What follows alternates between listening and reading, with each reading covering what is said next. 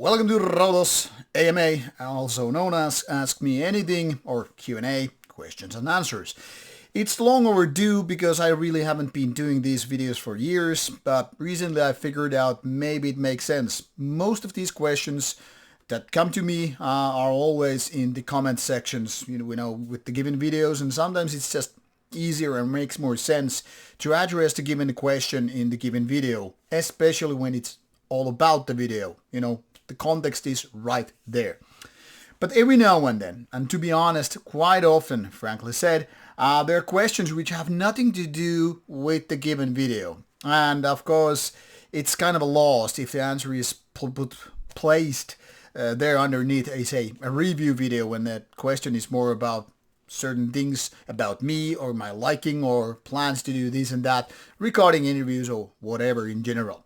So, since a lot of people are not exactly interested in watching the streams or making the questions there, or just don't have the possibility, I decided to bring back this AMA format, and I hope to give you some answers which might go often just totally unaddressed or just missing those answers in case you're watching just the normal videos and not the streams, especially when the streams tend to be on the longer side of things, 2 hours and whatnot.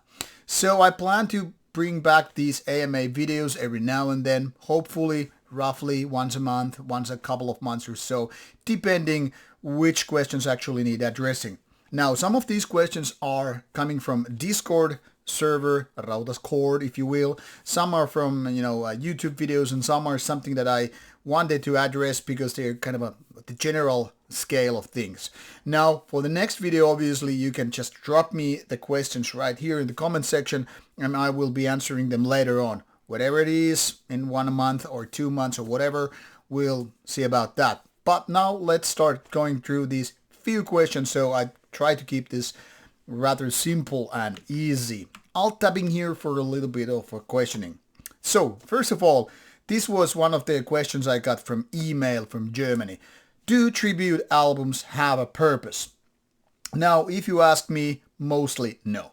This is actually very, very much a topic of today as well, because there was recently announced a new Emperor tribute album, and I'm thinking, why on earth you would need that? First of all, Emperor only made 4 albums, let's be honest about it, and only a couple of them are actually really good. The 2 latter ones, nobody's going to miss them. I mean, by nobody, there's like 1 or 2 people in a world of, 8 billion people who are going to say, actually, I like Prometheus or IXE more than the 2 first one. Most of people just care for In the Night Eclipse or Anthems. These are pretty equal, depending on the era and what have you when it comes to that. So, do people really need an Emperor tribute album some 25 years later when the band was, or 20 years later, when the band was like pretty much gone and buried? Especially when Emperor nowadays seems more like a tribute to itself. I mean, it totally seems like a whole different band on stage these days than what it used to be. I'm not saying it's bad, but I mean, already when you are doing the same thing for 20 years or 30 years, in the case of albums like the second or 2 year, the first one that is. So it kind of becomes more like you're tributing to yourself. It's much like, when Venom and other bands like that just play for the old stuff, the ones that they're mostly known for, not so much modern stuff. But this is not about Emperor, obviously. There are lots of bands which have gotten that. I remember already in I think it was late 90s, when Darkthrone got a tribute album. 90s. I mean, the band has barely existed for 10 years.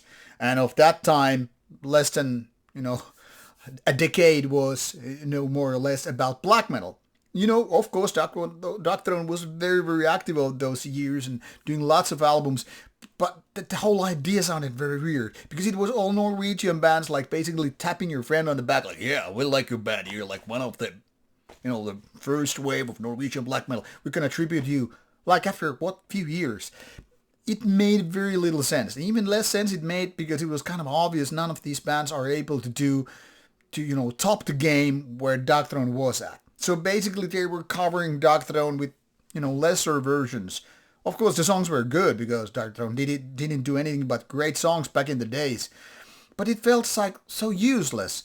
I'm not even saying it was a commercial solution because probably it wasn't not. I mean, black metal wasn't really a heavy thing in terms of metal and commercialization back in the 90s, especially the late 90s or all that stuff. But let's be honest about it, makes so little sense. Tributing something that has been gone for decades, it's a little bit different story, like in the Emperor case. Or for say, if you would now do a tribute album of Ronnie James Dio, Motorhead, things like that. Bands that haven't been active for a lot of time and bands that started already more than a lifetime ago. So I'm saying most tribute albums don't make much sense. The same thing goes with, Slater Slaughter compilations back in the days. They were basically just Slayer tribute songs taken from this and that, sometimes bonus tracks or whatever.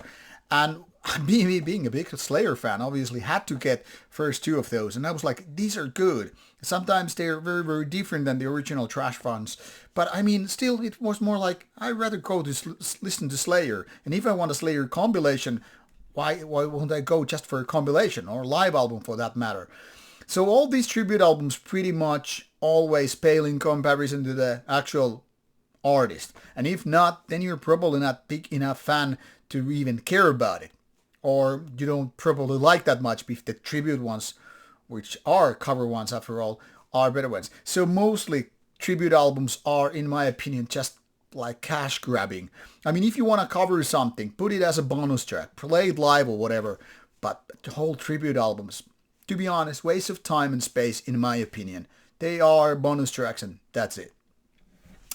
The second question is something that I get to hear every now and then, so this isn't coming from one particular source or anything like that.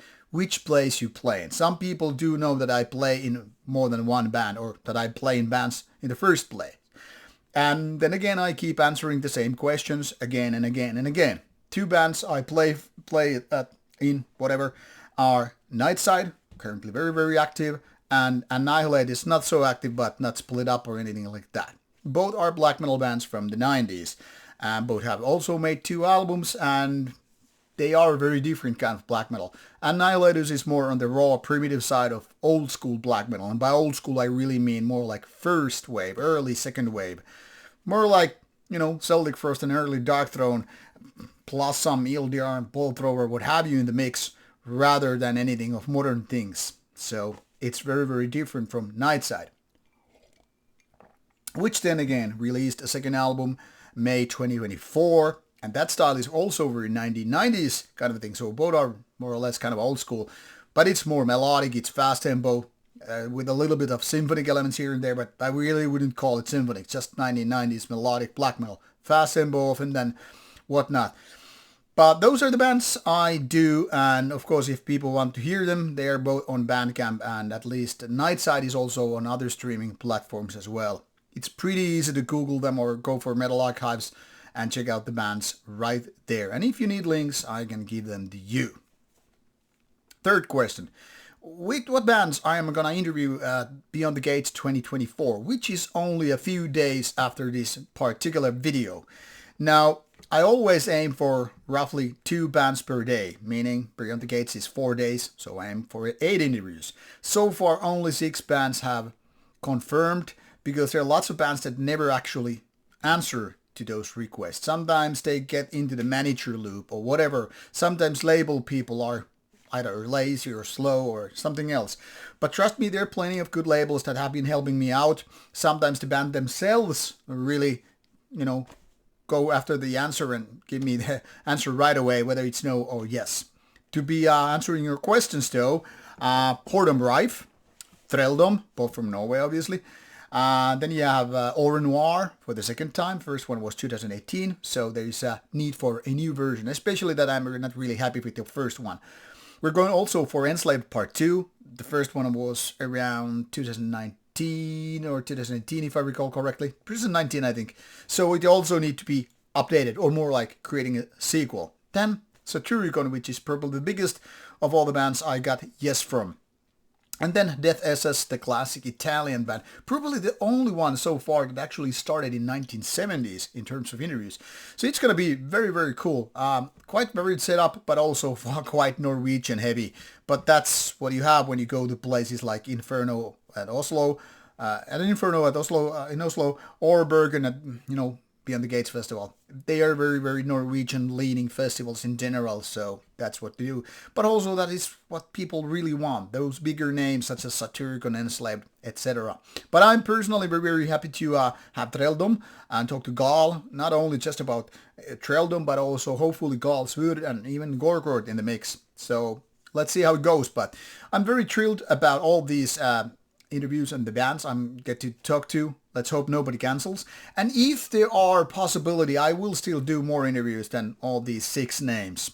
Because why not? We have plenty of time and I'm always ready to talk to the bands which, really have the will to talk. The bands that said no to me are Behemoth and, not Venom, but Dark Space. I also tried contacting Djevel, Venom, and I think there was something else which never replied to me. So there are quite a few question marks still hanging around in the air.